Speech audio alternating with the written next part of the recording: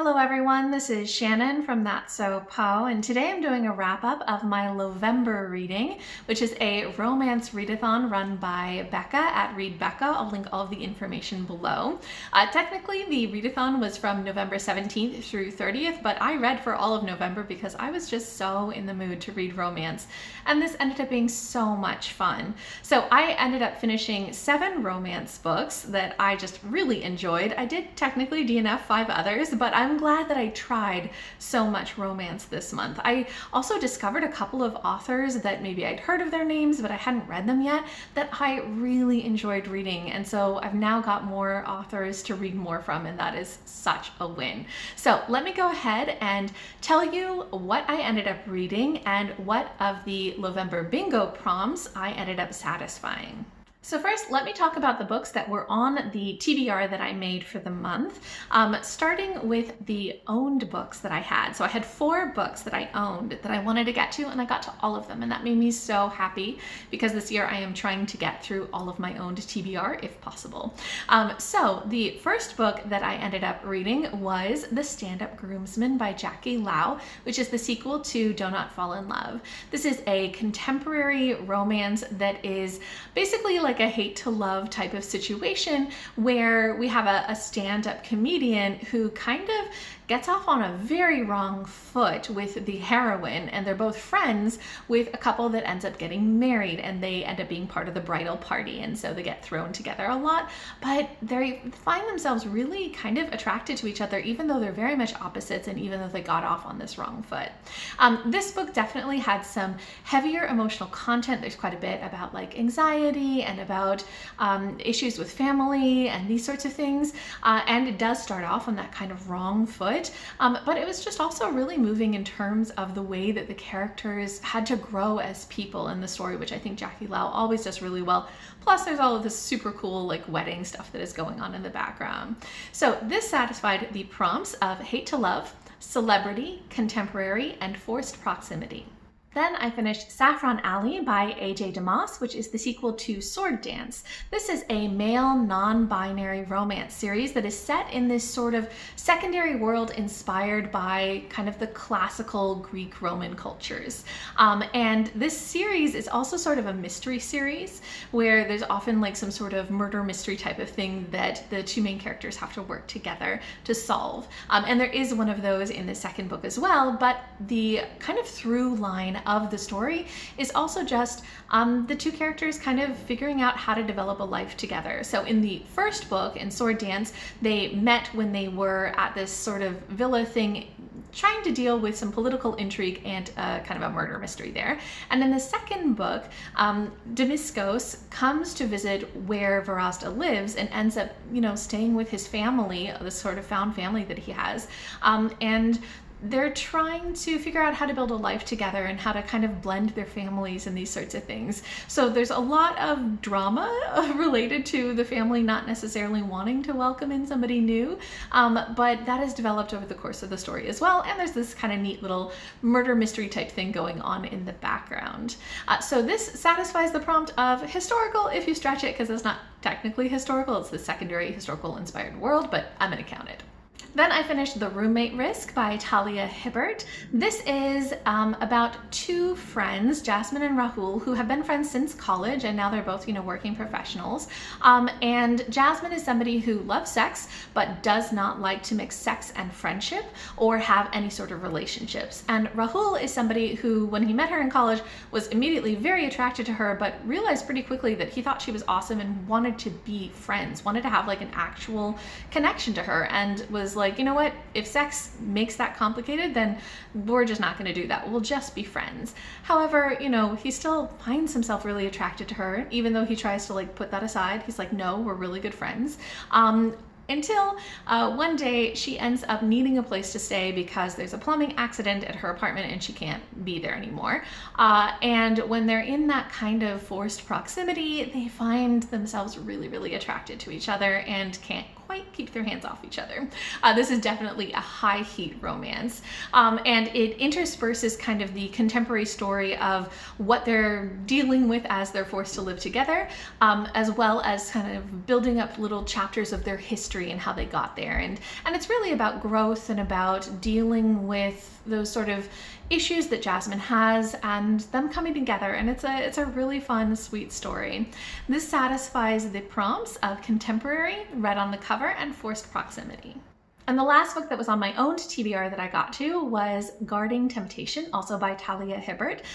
This is a novella that is about again, two kind of friends to lovers.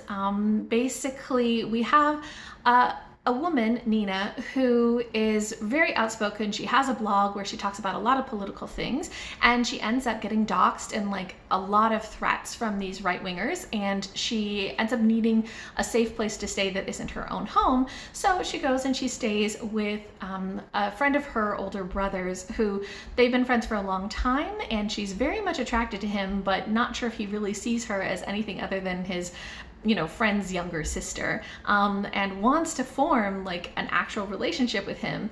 He's also very interested in her, but not sure if she would want to be with him in a long-term capacity, because she's another person who loves sex but doesn't do relationships, doesn't like to mix the whole friends and sex things. And so this novella is really about them coming together and having to have those harder conversations, broaching the topic of like, do we want to be together or do we want to just be friends? This was another really, really fun one, very high heat, and I thought that it actually did really well in this novella form because they have this long-standing relationship before we even get to the start of the story. So yeah, I thought this was really, really fun, and it also satisfies the prompts of contemporary and forced proximity. And then I did finish one of the library books that I had on my TBR, which was West Side Love Story by Priscilla Oliveras. This is a contemporary romance that is the first in a new series called the Queens of Mariachi series, which is basically Shakespeare retellings. And this one is a Romeo and Juliet / West Side Story retelling.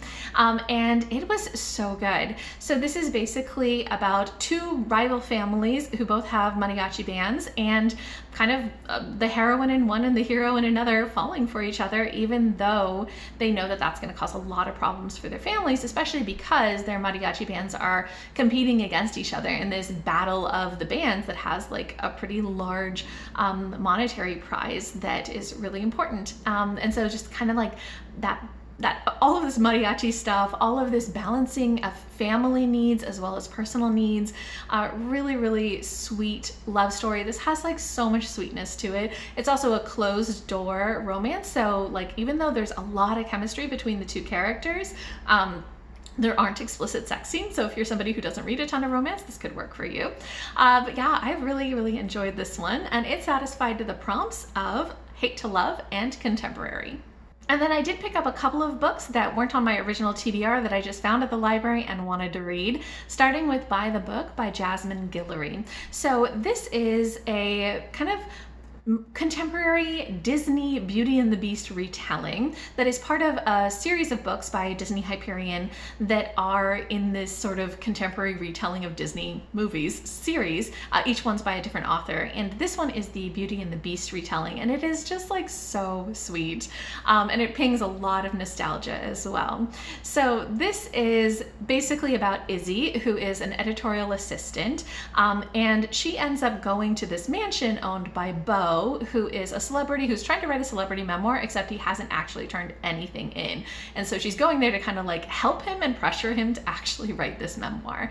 And he's got some anger issues, and he's just very much this kind of hermit type person. He's dealing with a lot of stuff, a lot of kind of grief and grappling with family issues, and Izzy is there to kind of like help him work through that, but also she's got her own issues to work through in terms of her career and what she wants out of it, and the way that each of them supports each other and the way that they come together and they kind of help each other grow. It's just such a sweet story, and there's like these really slight little nods to the Disney movie in it, but it's not at all overdone. This is actually a very low heat romance. There are like like no sex scenes. It's all very, very closed door, just maybe a little bit of kissing, but it is just so sweet. I had a smile on my face the entire time I was reading it. I really, really loved it. Definitely recommend. This satisfied the prompts of hate to love, celebrity, contemporary, and forced proximity. And the other library book that I ended up picking up was Mrs. Martin's Incomparable Adventure by Courtney Milan. This is a female-female romance novella that is set in Victorian times and has two older protagonists who are just around 70.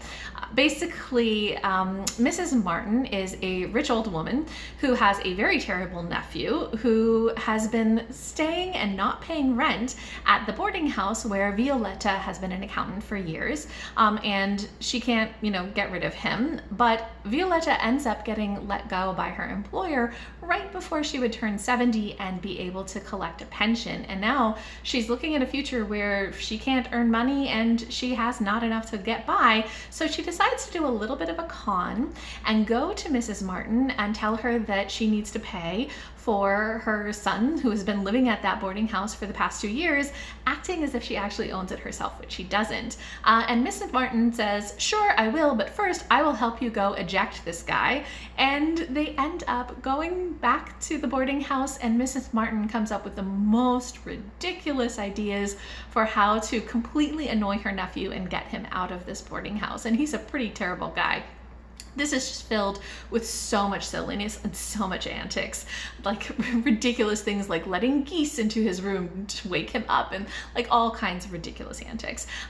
The romance between the two characters is really, really interesting and really slow in the way that it develops and the way that they have all of these deeper conversations about kind of society and the way that it treats women, the way that it treats older women. So lots of interesting deeper themes as well in this, but it is just very, very silly. This satisfies the prompts of criminal and historical. Okay, so that is everything that I ended up finishing for Lovember. I had such a fun time with this readathon. I love that Becca runs this each year. It's just like such a good excuse to go out and actually pick up all those romance novels that I've been meaning to give a try. And like I mentioned before, I did pick up a lot of things that didn't end up working for me, but the number of things that did work for me, I'm so happy, and I'm so happy I got through like some of my own TBR. My final tic-tac-toe board ended up with quite a few tic-tac-toes, even though I didn't black out the board. I just was picking up whatever I wanted to rather than necessarily strategizing about which things that I could check off. But yeah, I had such a fun time with this. So thank you, Becca, for running it. And if you guys have participated in Lovember, let me know what you ended up reading, or just if you've read any excellent romance this year that you'd recommend. I'd love to hear your recommendations too. Just leave me a comment down below.